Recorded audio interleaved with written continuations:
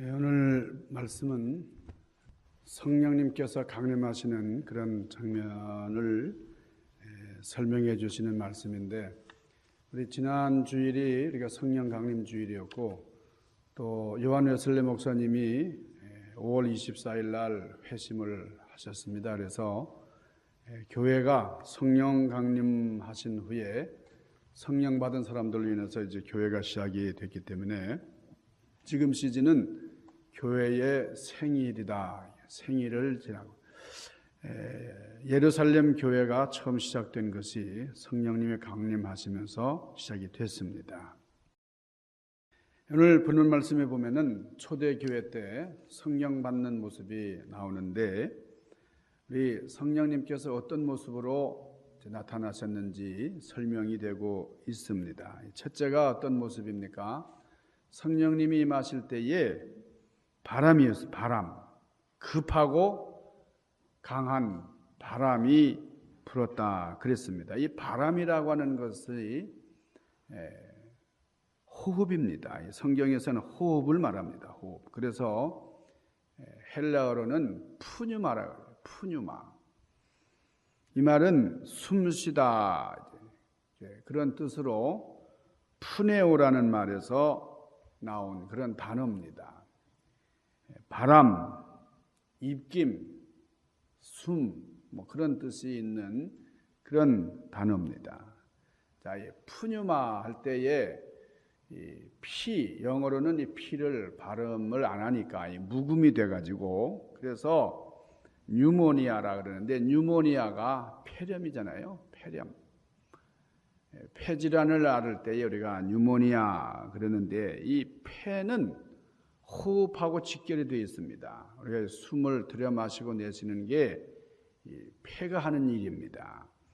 근데 이 폐라고 하는 말, 이 뉴모니아라고 하는 말이 이 병이 폐에서 호흡으로 나오는 그런 거니까, 그래서 이 어근이 같은 겁니다. 같은 단어에서 나온 말이죠. 이 푸뉴마, 성령이라고 하는 말은 호흡이라고 하는 뜻이다. 좀 신기하죠? 성령님은 호흡이라는 단어와 같다. 그러니까 이 호흡이라는 말이 바로 바람이라는 뜻이다. 성령님은 바람. 성경에서 이 바람과 호흡은 같은 단어입니다. 바람이라는 말과 호흡한다라는 것. 자, 이 숨을 쉰다라고 하는 것, 호흡한다라고 하는 것. 이 창세기에 보면 하나님께서 사람을 창조하실 때에 생기를 불어넣어 주셨어요. 사람을 지어서 사람에게 생기를 불어넣어 주신 것처럼, 이 사도행전 2장에도 하나님께서 성령을 통해서 성령 받은 사람들은 생기가 일어났다. 생기를 불어넣어 주셨다. 그래서 사도행전 2장의 역사, 성령님이 오셔서 참 새롭게 살아났다 이게. 그러니까 창세기에서 창조의 역사를 이룬 것과 흡사하다 이렇게 생각할 수가 있습니다. 창조를 위해서 하나님께서 바람을 불어넣으셔서 생기를 주셨다 하는 말씀이 이 사도행전에 보니까 구원을 위해서 새 창조, 새로운 바람을 주셨다 하는 겁니다. 그러니까 거센 바람, 소리, 불꽃, 이것은 하나님께서 오셨다 하는 것을 알려주는 구약 성경의 표현들입니다. 하나님이 나타났을 때에는 거센 바람이 일었어요. 하나님이 역사하실 때에 소리가 있었습니다. 그리고 하나님은 불꽃 사이에 나타나셨어요. 그러니까 구약에서 하나님이 나타났을 때의 모습이 이 초대교회에 성령 강림하실 때의 모습과 비슷하다 하는 것을 우리에게 강조하는 것입니다. 여러분, 바람이 참 중요한 거예요. 이 공기를 잘 들여 마셔야 되는데, 이 바람이 없이 그냥 꽉 막힌 데 있으면은 숨이 막혀서 참 곤란합니다. 왜 성경은 많이 아는데 바람이 없다, 성령의 바람이 없다 그러면은 그 교회는 죽은 교회라고 할 수 있습니다. 우리 교회를 출범시켰을 때에 성령의 바람을 먼저 불게 하셨다 하는 이 이유를 우리가 잘 알아야 됩니다. 바람이 불고 난 다음에 성경이에요. 그래야 들을 귀가 있고 볼 수 있는 눈이 있다는 겁니다. 바람이 안 들어가면은 들어도 못 듣고 봐도 못 보는 거예요. 그러니까 바람이 들어와야 돼요. 하나님의 호흡이 먼저 들어와야 됩니다. 그러니까 세상 사람들이 이 성령 받은 사람들 보고 술 취했다. 지금 사람들이 하나님의 바람이 그 안에 들어가니까 이게 뭐 제정신이 아닌 거예요. 여러분 술 취한 사람 보셨어요? 우리 주변에 술 취한 사람이 없으니까 여러분 술 취한 사람 보시기 쉽지 않죠. 한국에 가면은 여기저기 그냥 식당에 가도 진로 소주, 또 뭐 레스토랑 가도 진로 소주, 카페 가도 뭐 좋은 이슬 참이슬 막 나와요.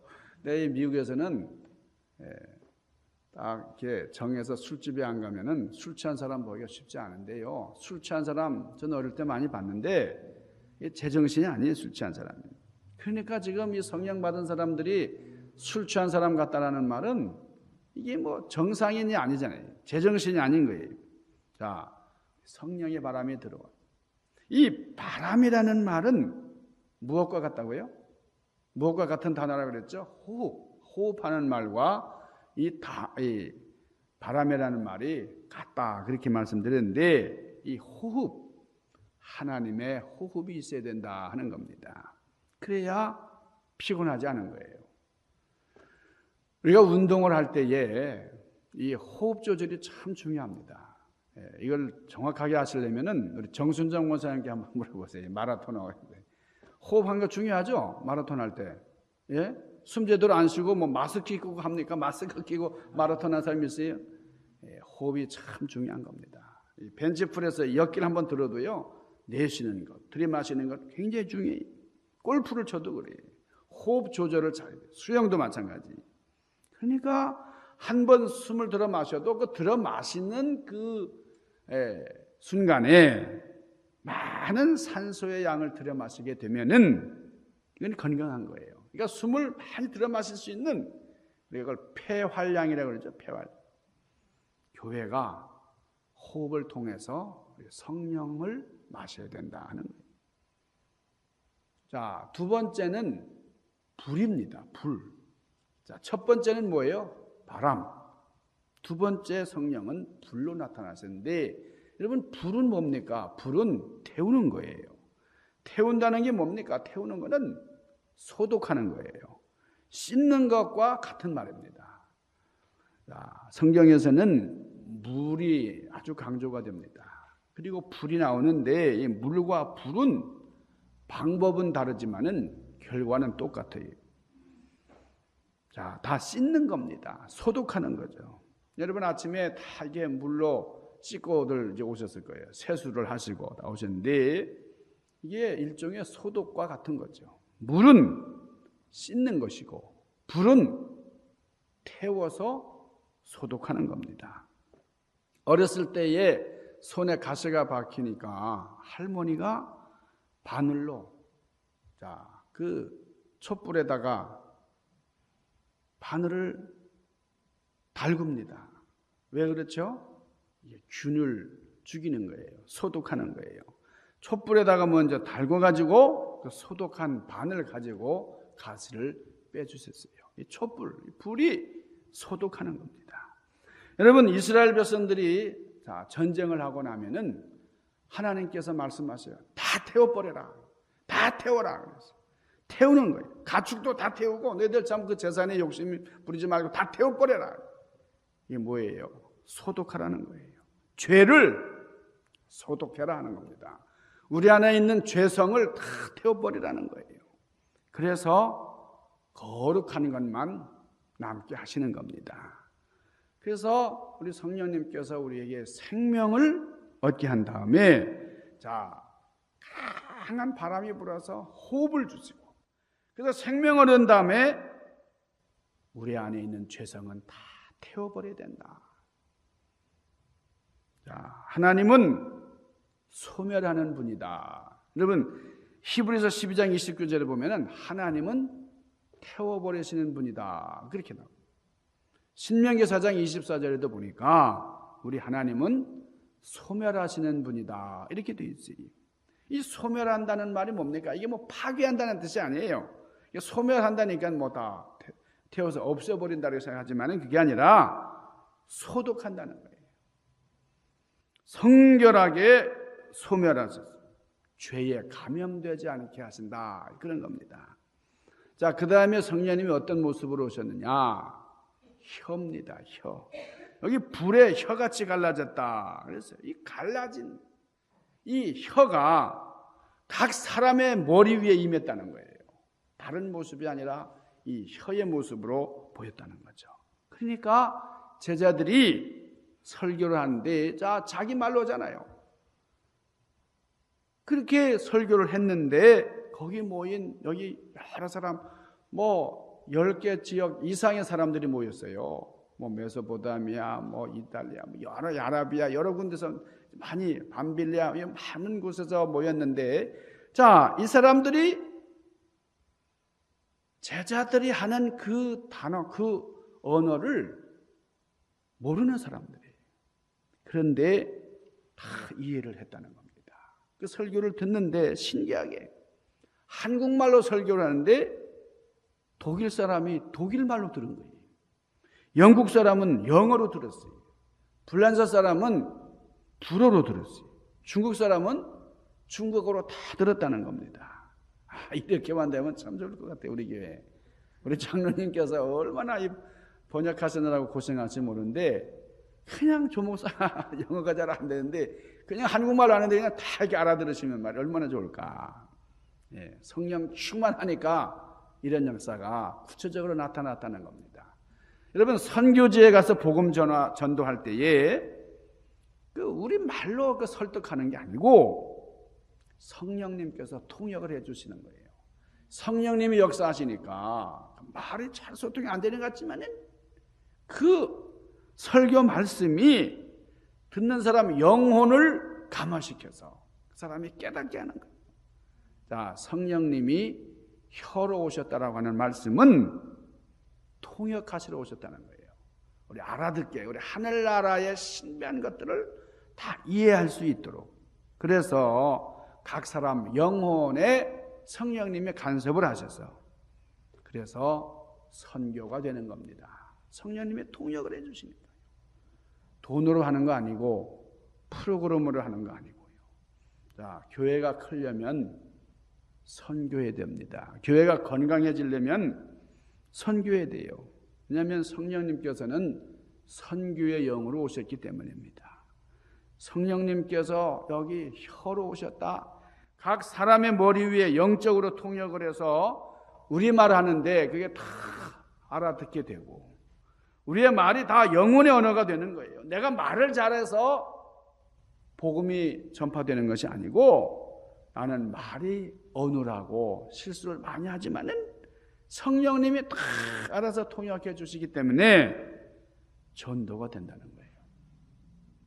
여러분 누가 말 잘하는 사람이 있어서 전도가 잘 됐다. 그러니까 말을 유창하게 하는 사람들이 모이는 교회가 전도가 잘 됐다. 여러분 그런 얘기 들은 적 있어요? 말을 기가 막힌 사람들이 모여가지고 교회가 다 깨졌다는 거예요. 예? 교회는 벙어리도 오면 다 말하는 게 교회라고 그러잖아요. 누구든지 교회 말든 말 잘한다고 해서 교회 부흥되는 게 아니고 교회는 성령 받은 사람, 성령 충만한 가운데에 역사가 일어난다는 거예요. 초대교회가 계속해서 부흥되고 퍼져나가는 걸 보면은 그 초대교회 안에 무슨 웅변을 잘하는 그런 사람이 있어서 전도가 되고 부흥했다는 게 아닙니다. 성령님께서 역사하시고 성령님이 통역을 해주시는 거예요. 하나님의 호흡, 죄성을 불로 태워주시고 악한 습성들로부터 다 깨끗하게 소독해 주시고 그 다음에 통역하셔서 우리의 삶이 구원의 언어가 될 수 있도록 모든 사람이 다 듣게 되는 그런 통역자로 오신 성령님을 교회의 기초로 삼아야 되고 교회 하는 모든 일의 기본이 되어야 하기 때문에 오늘 성령님께서 오늘 사도행전 2장 첫 번째로 오셨다 하는 겁니다.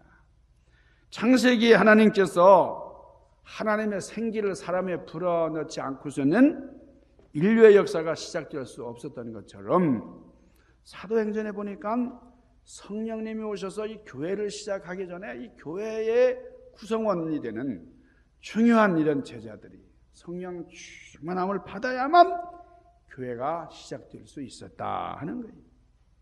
그래서 이 신약 성전, 신약의 사도행전은 구약의 창세기와 비슷하다 이렇게 얘기할 수 있어요. 신약의 창세기다 이렇게 말해도 됩니다. 여기 보니까 사도행전 2장 7절 뭐라고 그래요? 놀랐다 그래요. 다 놀랐다. 자, 이 오순절 성령 강림 사건이 있을 때에 세상 사람들의 반응이 어땠냐 그러면 놀랐다는 거예요. 사도행전 2장 7절 다 놀라 신기하게 여겨 이르되 보라 이 말하는 사람들이 갈릴리 사람이 아니냐. 갈릴리 사람들이 하는 말 같지가 않은 거예요.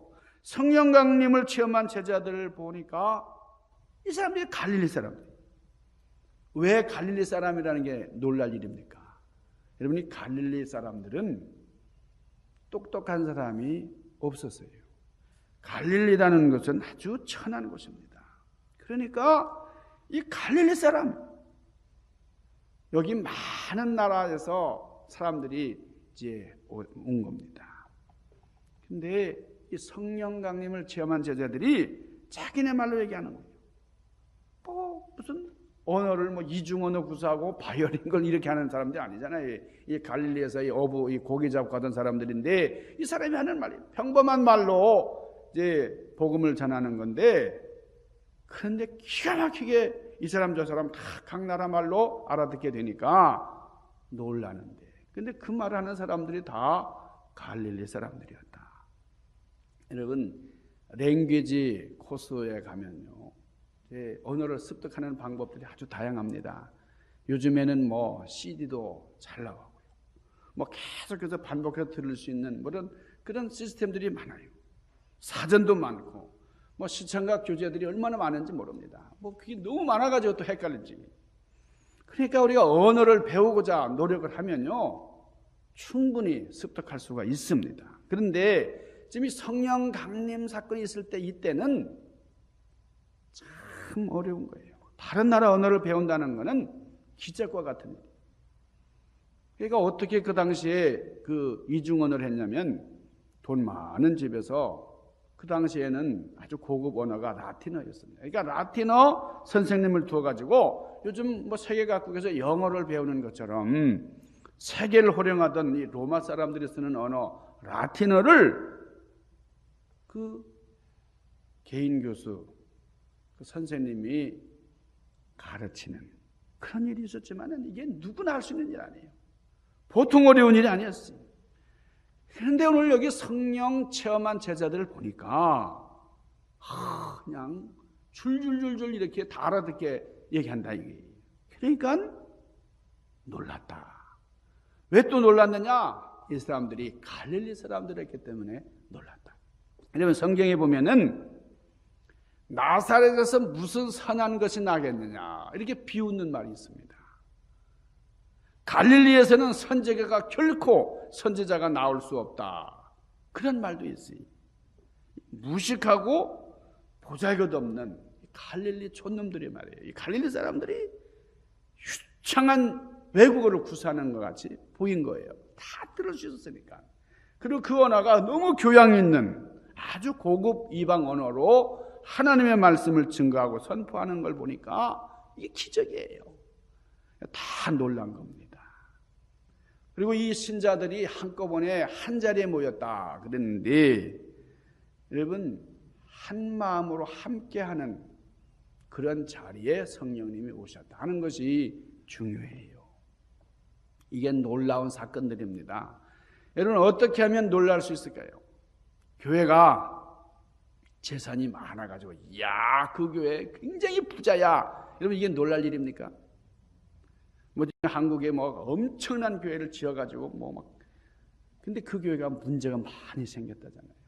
교회를 잘 짓고 예배당을 잘 짓는 거, 이거 세상 사람들이 놀랄 일이 아니고요. 교회 박사가 많아서 말이에요. 그 교회는 박사들이 많아. 아무리 박사가 많아도 세상에 있는 연구기관에 속한 박사들보다 많을 수가 없어요. 많다 하더라도 그게 교회가 박사가 많아서 놀랄 일이 아니에요. 명예가 많고 권력이 많은 교회, 그래서 세상 사람들이 부러워하고 놀라지 않아요. 교회의 정체성이 어디 있느냐? 세상적인 재산이나 지식이나 명예나 권력이 있는 게 아니고 영적인 데 있다는 거예요. 얼마나 영적인 사람들이 모였느냐. 노아 시대에는 사람들이 다 육신의 사람들이 되고 말았다 그랬잖아요. 육신이니까 영이 없어요. 영이 사라져 버렸어요. 오순절 마가다락방에 놀라운 일이 일어났다는 것은 성령 충만의 역사. 자, 우리도 성령 충만함을 입을 때에 세상을 놀라게 할 수가 있는 겁니다. 여기다가 예수 그리스도의 사랑, 그 성령 충만함을 입은 사람들이 주님의 사랑으로 넘쳐난다. 이게 놀라운 거예요. 우리 교회의 자존심을 회복하는 길은, 교회의 의미를 회복하는 길은, 세상을 놀라게 하는 길은 세상과 구별되어야 됩니다. 이 구별된다는 말이 뭐냐?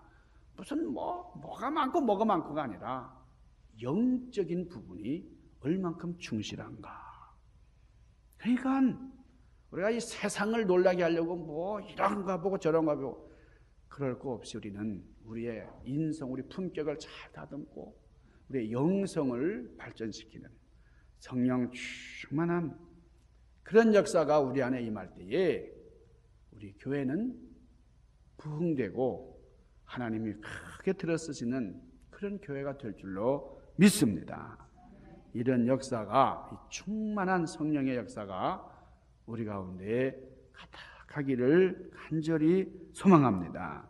우리 성령 강림 주일 두 번째 주일을 지나면서 우리 교회가 이런 성령님 충만하게, 그래서 이 성령으로 무장해서 하나님의 영광을 높이 송축하고, 그리고 이 전도의 열정으로 무장해서 하나님 기뻐하시는 제자들이 되기를 주님의 이름으로 간절히 축원합니다. 기도하십시다. 거룩하신 아버지 하나님, 성령 충만의 역사가 우리 가운데 임하기를 원합니다. 성령님이 임하실 때에 성령으로 충만하면 다른 것이 들어올 여지가 없습니다. 우리가 세상과 구별되고 다른 것보다 하나님의 신실하신 역사를 송축하며 주님의 영광을 이루는 귀한 제단 되게 하여 주시옵소서. 예수님 귀하신 이름으로 간절히 구하옵나이다. 아멘.